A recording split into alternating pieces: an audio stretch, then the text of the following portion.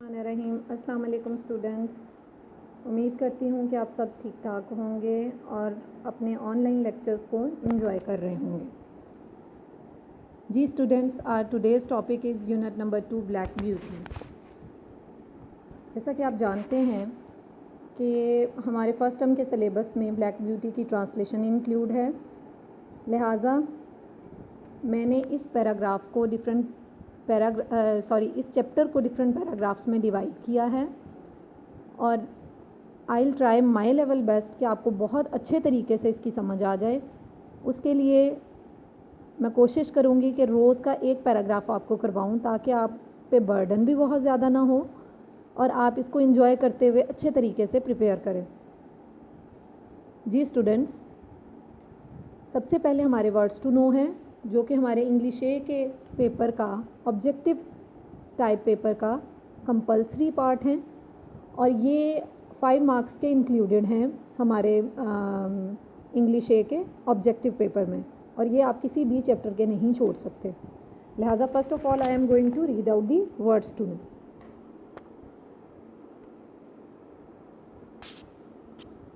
जी बच्चे,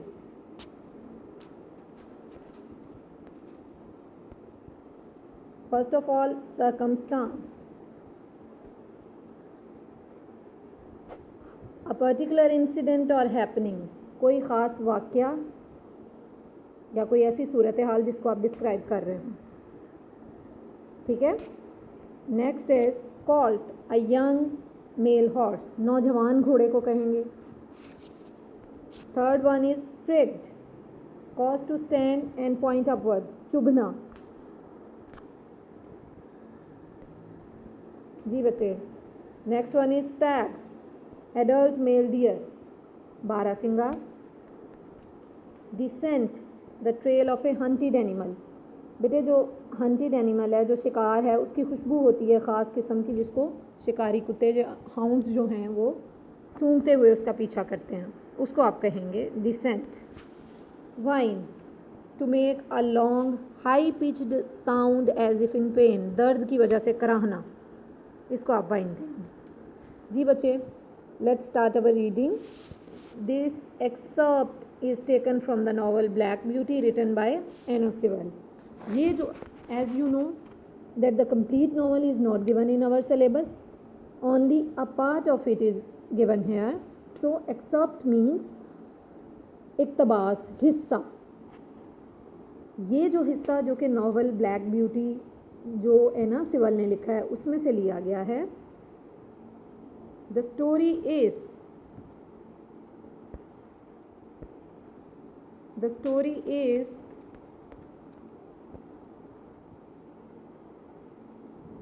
told by a horse. The story is told by a horse. The story is about a horse, and you will see from this short piece of story,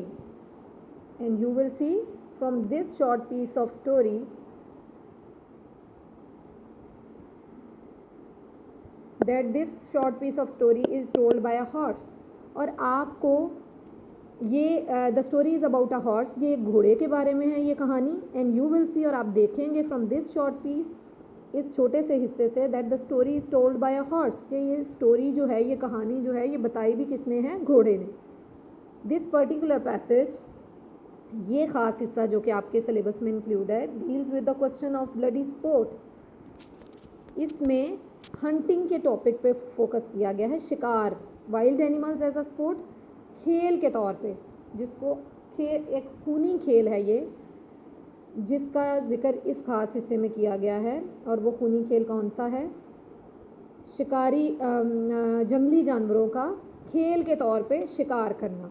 even today, हत्ता कि आज भी, this is a subject, ऐसा topic है, ऐसा मजमून है, on which the public is much divided, जिस पे लोगों की एक राय नहीं है कि आया हंटिंग अलाउ करनी चाहिए, आया नहीं करनी चाहिए। कुछ कहते हैं करनी चाहिए, कुछ कहते हैं नहीं करनी चाहिए। जी बच्चे, आपका फर्स्ट पैराग्राफ स्टार्ट होता है।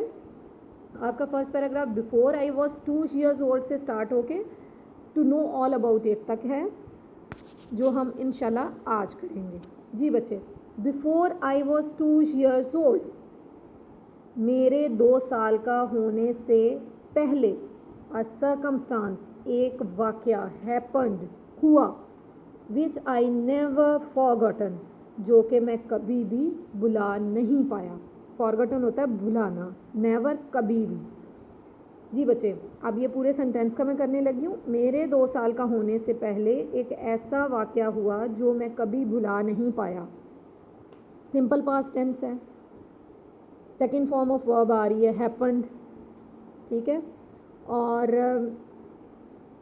उर्दू में पहचान भी आपको पता है, अलिफ छोटी बड़ी आया, ठीक है।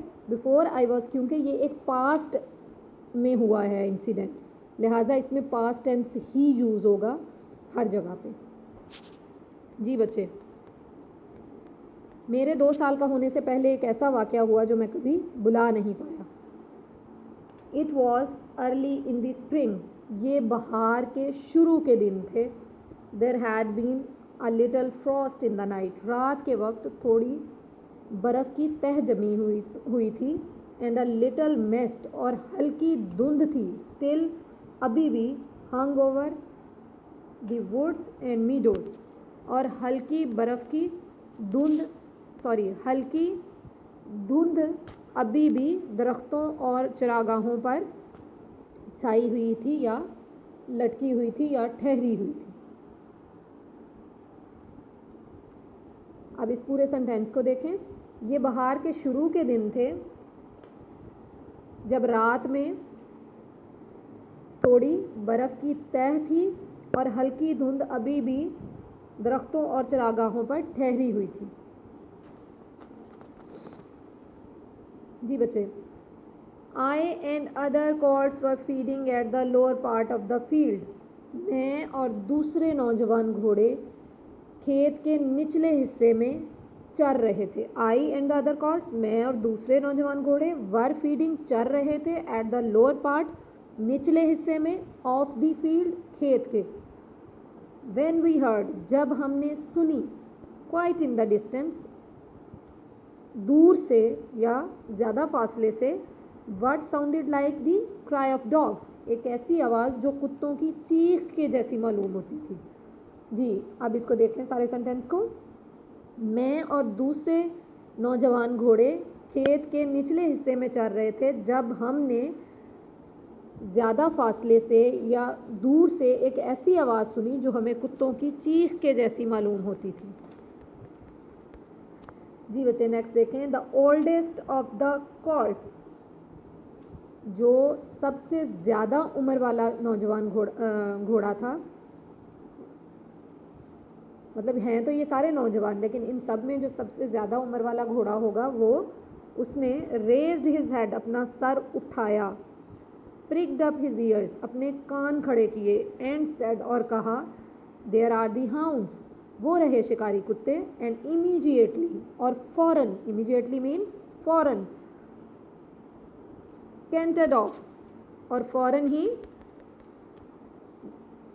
दौड़ लगा दी, followed by the rest of us, हम सबको पीछे लगाए, to the upper part of the field, खेत के ऊपर वाले हिस्से की तरफ, वेयर, जहाँ से, वी कुड लुक, हम देख सकते थे, ओवर द हैज, झाड़ियों की जो बाड़ है उसके ऊपर से, and see several fields beyond, और वहाँ से हम, जो ऊपर वाले हिस्से की तरफ वो भागे हैं, वहाँ से हम कई खेतों से परे देख सकते थे, बियॉन्ड, परे। अब ये सारे सेंटेंस को देखें बेटे। The oldest of the calls raised his head, हम में से सबसे ज़्यादा उम्र वाले नौजवान घोड़े ने अपना सर उठाया, अपने कान खड़े किए और कहा, वो रहे शिकारी कुत्ते, और फ़ौरन ही हम सबको पीछे लगाए, खेत के ऊपर वाले हिस्से की तरफ दौड़ लगा दी, जहाँ से हम झाड़ियों की बाड़ से परे के ऊपर से और कई खेत आगे या कई खेतों से परे देख सकते थे। बेटे ये नीचे चर रहे थे, नीचे वाले हिस्से में, और जैसे ही चरते चरते जैसे नीचे मुंह करके चर रहे हैं वो सारे, इस सीन को थोड़ा सा इमेजिन करें, और अचानक से आपको ये आवाज़ सुनते हैं तो आप चरना छोड़ के सर ऊपर पहले करते हैं, ठीक है, रेज्ड हिज हेड, जैसे ऊपर कहा गया, फिर उसके बाद आप क्या करते हैं, आप अपने कानों को खड़ा करते हैं ये देखने के लिए कि किस डायरेक्शन से आवाज़ आई थी, और वो उसको ये जज करने के लिए कि वो किस चीज़ की आवाज़ थी। ठीक है, अब नीचे वाले हिस्से में तो नीचे से आप बहुत ज़्यादा व्यू नहीं कर सकते, चीज़ों को देख नहीं सकते इर्द गिर्द की, भागे गए हैं ऊपर वाले हिस्से की तरफ ताकि वहाँ से हम जो है ना वो दूर तक देख सकें कि कहाँ पे क्या हो रहा है और ये किस चीज़ की आवाज़ है। जी बच्चे, next sentence is my mother, मेरी माँ, and an old riding horse of our masters, और हमारे मालिक का ओल्ड राइडिंग हॉर्स, पुराना सवारी वाला घोड़ा, वर ऑल्सो स्टैंडिंग नियर, वो भी स्टैंडिंग नियर पास ही खड़े थे, एंड सीम्ड, और यूँ मालूम होता था, to know all about it, कि वो इस सब के बारे में जानते हैं। जी बच्चे, my mother and an old riding horse of our masters were also standing near and seemed to know all about it, मेरी माँ और हमारे मालिक का पुराना सवारी वाला घोड़ा भी पास ही खड़े थे और ऐसा मालूम होता था कि वो इस सब के बारे में जानते हैं। जी बच्चे, ये आपका फर्स्ट पैराग्राफ यहाँ पे ख़त्म हो गया। अब आप इसके जो वर्ड्स मीनिंग्स हैं मैंने जिस तरह से आपको लिखवाए हैं, ये आप अपनी बुक्स के ऊपर जो हैं इनको अंडरलाइन करके वर्ड्स को, उनके मीनिंग्स लिखें, फिर 2 से 3 दफ़ा इसी तरह से ट्रांसलेशन जो है ख़ुद से करें। आपको at the end of chapter जो है इसकी PDF की फॉर्म में जो है रिटन ट्रांसलेशन मिल जाएगी, जिसको आप अपनी नोटबुक्स पे नोट कर लीजिएगा। बच्चे, रोज़ का काम रोज़ करें ताकि ओवरबर्डन ना हो आप लोग और आपके लिए प्रॉब्लम भी ना हो। इन्जॉय भी करें क्योंकि छुट्टियां बहुत ज़्यादा हो गई हैं आपको। इसमें अगर आप खेलेंगे, बाहर आप जा नहीं सकते, लिहाजा थोड़ा थोड़ा करके काम को करें और इन्जॉय करें, बजाय इसके कि जब आप वापस आएँ इंशाल्लाह तो फिर उसमें आपके ऊपर इतना ज़्यादा बोझ हो, आपको बहुत ज़्यादा काम जो है वो थोड़े से टाइम में करना पड़े। ओके बच्चे, कल इंशाल्लाह हम नेक्स्ट पैराग्राफ को करेंगे और उम्मीद करती हूँ कि आप ये वर्ड्स टू नो ट्रांसलेशन जो है कल जब आप लेक्चर लेने के लिए बैठेंगे नेक्स्ट वाला, तो आपको ये सारी चीज़ें बहुत अच्छे तरीके से आती होंगी। जी बच्चे, ओके जी, बेस्ट ऑफ लक।